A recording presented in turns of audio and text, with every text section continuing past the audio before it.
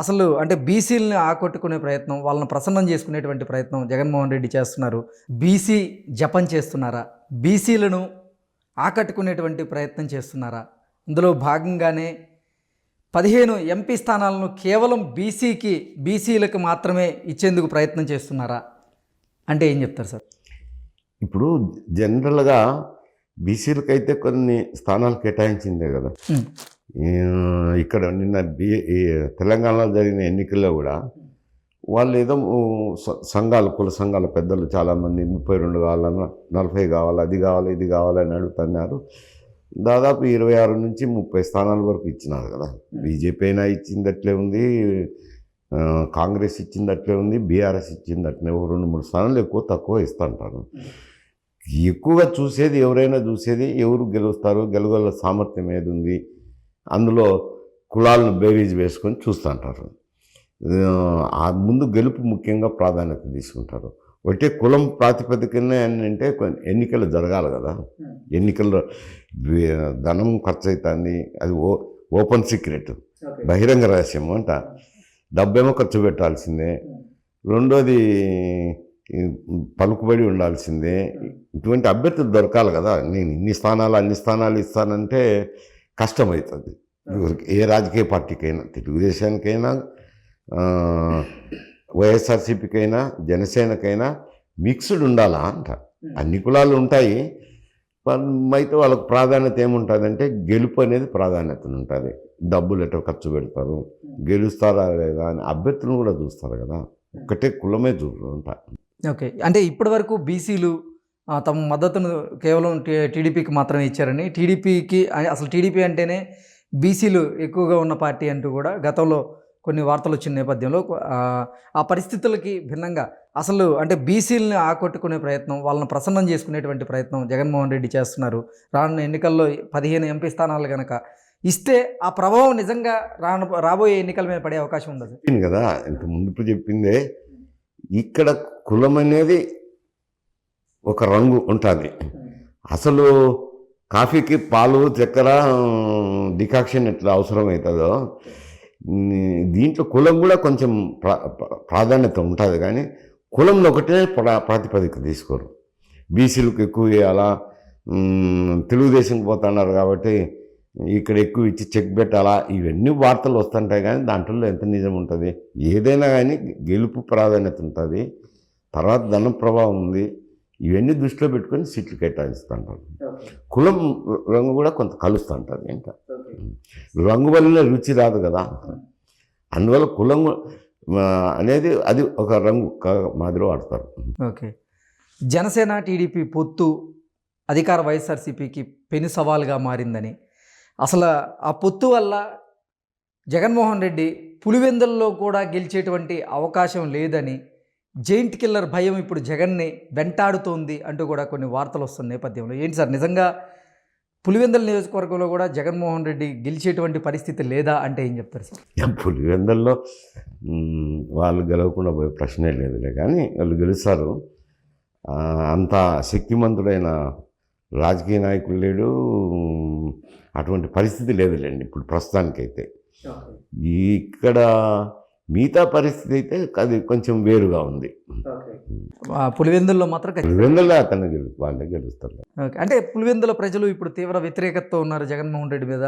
మొన్న జగన్మోహన్ రెడ్డి పులివెందుల పర్యటనకు వెళ్ళినప్పుడు కూడా, సార్ మా గోడు వినండి సార్ అంటూ కూడా వాళ్ళ సమస్యలను ఆయన దృష్టికి తీసుకెళ్లేటువంటి ప్రయత్నం చేసినప్పటికీ ఆయన పట్టించుకోలేదు. దానివల్ల ఆయన మీద వాళ్ళు తిరుగుబాటుకి సిద్ధమయ్యారంటూ కూడా కొన్ని వార్తలు వచ్చాయి సార్, సోషల్ మీడియాలో కూడా.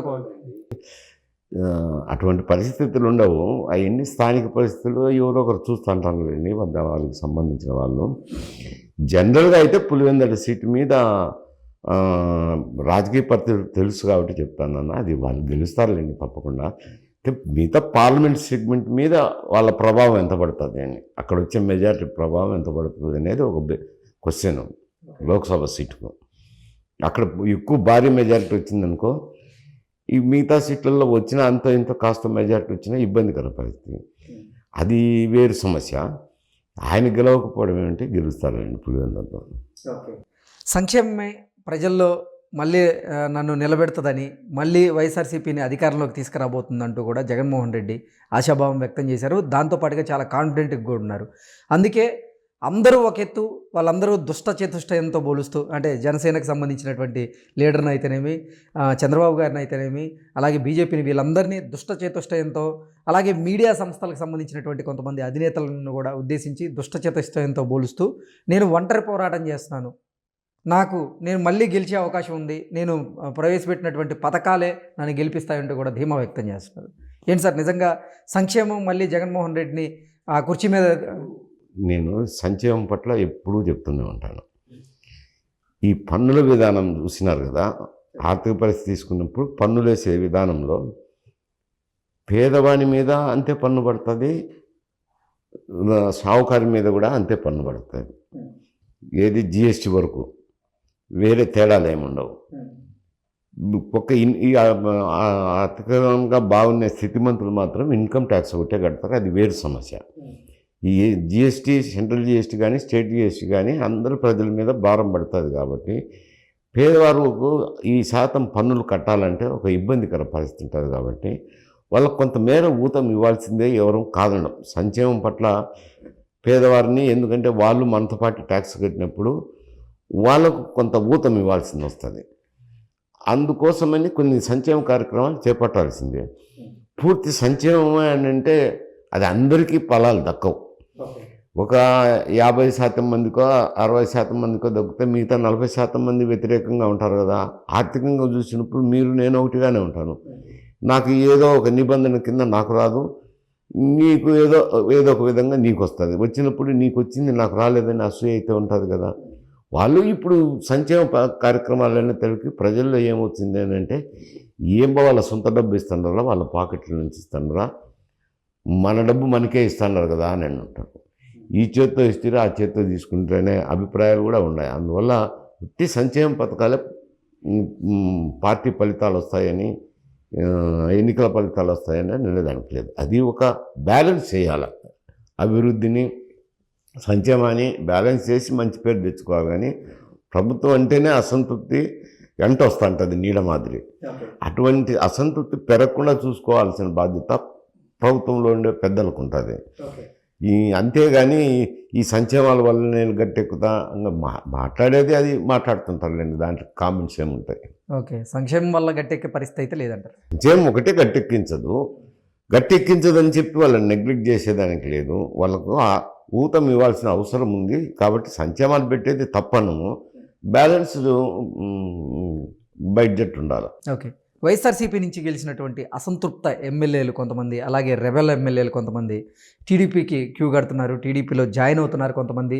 భవిష్యత్తులో కూడా చాలామంది వైఎస్ఆర్సీపీ నుంచి ఎమ్మెల్యేలు, ఎంపీలు, అలాగే మంత్రులు కూడా టీడీపీలో చేరే అవకాశం ఉందంటూ కూడా కొంత మేరకు ప్రచారం జరుగుతోంది. ఈ ప్రచారంలో వాస్తవం ఉందా సార్? ఈరోజు ఉండవల్లి శ్రీదేవి గారు, అలాగే మేకపాటి చంద్రశేఖర్ రెడ్డి గారు, అలాగే గతంలో చూసుకున్నట్లయితే రఘురామ కృష్ణరాజు గారు ఎంపీ, అలాగే శ్రీధర్ రెడ్డి గారు, వీళ్ళందరూ కూడా వైఎస్ఆర్సీపీ నుంచి విభేదించి బయటకు వచ్చి టీడీపీకి మద్దతు తెలిపారు.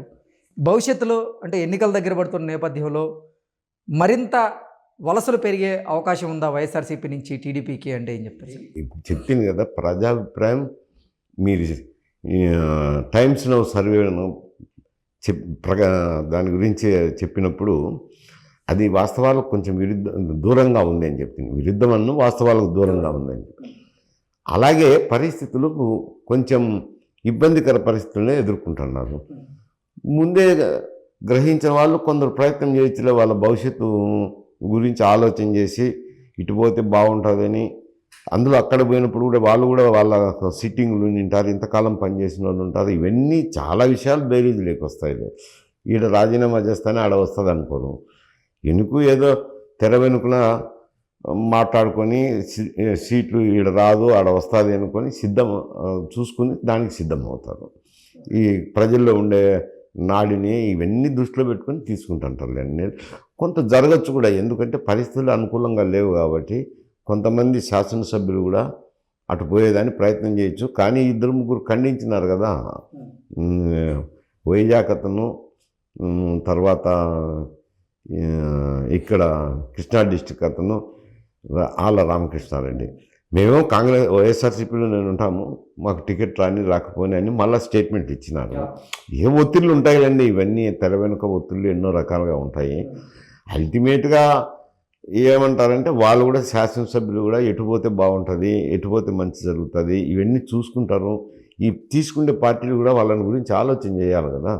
వాళ్ళకు ఎవరో పని చేస్తుంటారు, ఆ పని చేసిన అభ్యర్థిని దృష్టిలో పెట్టుకోవాలా, వచ్చిన అతని పలుకుబడి ఎంత ఉంటుంది, పరపతి ఎంత ఉంటుంది అని ఇవన్నీ చూసుకొని బేరీజ్ వేసుకొని సరే వీడు రాజీనామా చేస్తాను ఆడ దొరుకుతుంది అని అనుకోరు. శాసనసభ్యులు కూడా వీడు రాజీనామా చేస్తే ఆడిపోతేనే ఏం దొరుకుతుంది అని వాళ్ళు కూడా అట్లే ఉంటారు, పార్టీలు అట్లే ఉంటారు.